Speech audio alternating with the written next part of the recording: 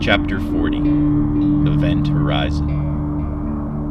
Or hast thou seen the treasuries of the hail, which I have reserved against the time of trouble, against the day of battle and war? By what way is the light parted, or the east wind scattered upon the earth?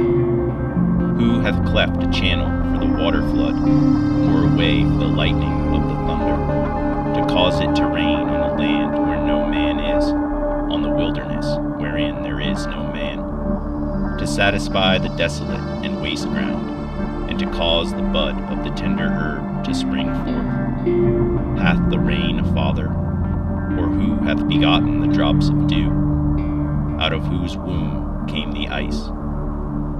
Tanakh. On the volcanic anvil, every dumb-assed thing was a mystical indication. The way we turned over rocks was the difference between Bill and me.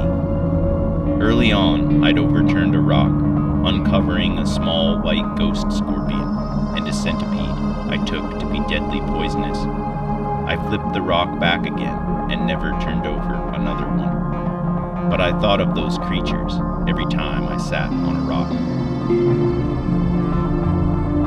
Bill was always turning over rocks. Once he'd found a little amber scorpion and pulled a thread from his dad's old backpack. The origin of this thread was important in the allegoria and metaphora. He tied one end to the scorpion's tail and the other to a stake. He'd seen some bad men do this thread trick in a Western movie to two giant desert scorpions nailed to either side of a table to put some interest in an arm wrestling contest.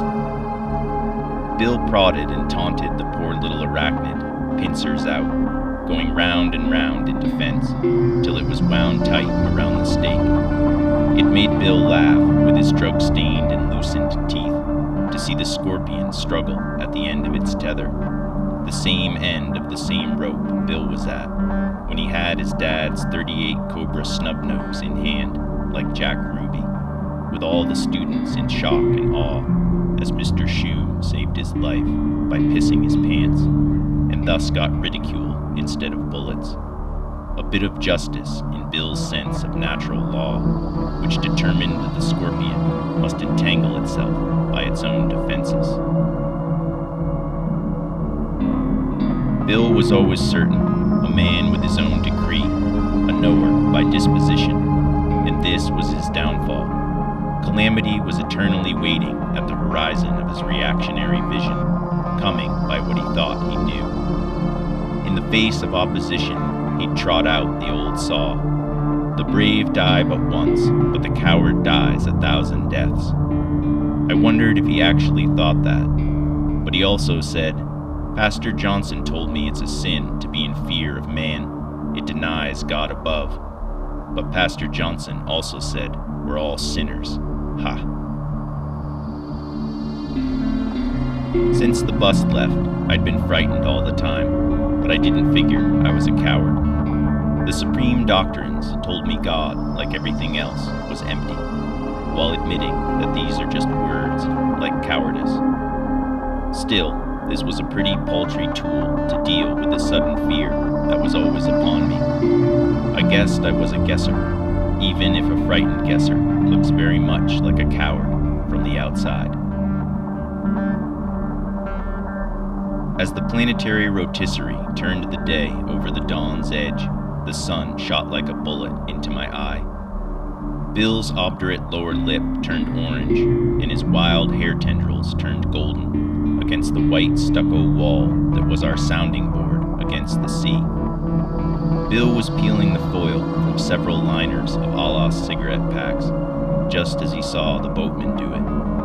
He rolled 3 Churchill-sized joints, which we smoked one after another, eating some more methadone, washed down with water from the plastic oil bottle I found on the beach.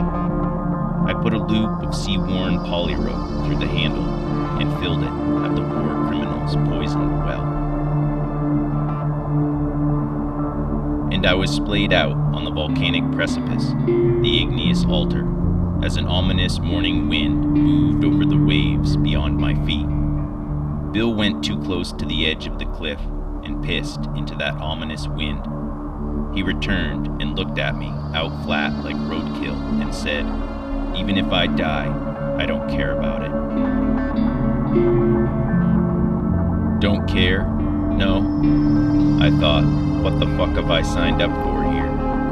I can't look at that hardened face now, can't approach such ideas even close enough to fear them. Stunned, I walked to the east side of the cliff, to Fayaway's Temple Mountain. When the bus first left, I'd made my daily Hajj and watched the ass-flattened grass reviving day by day.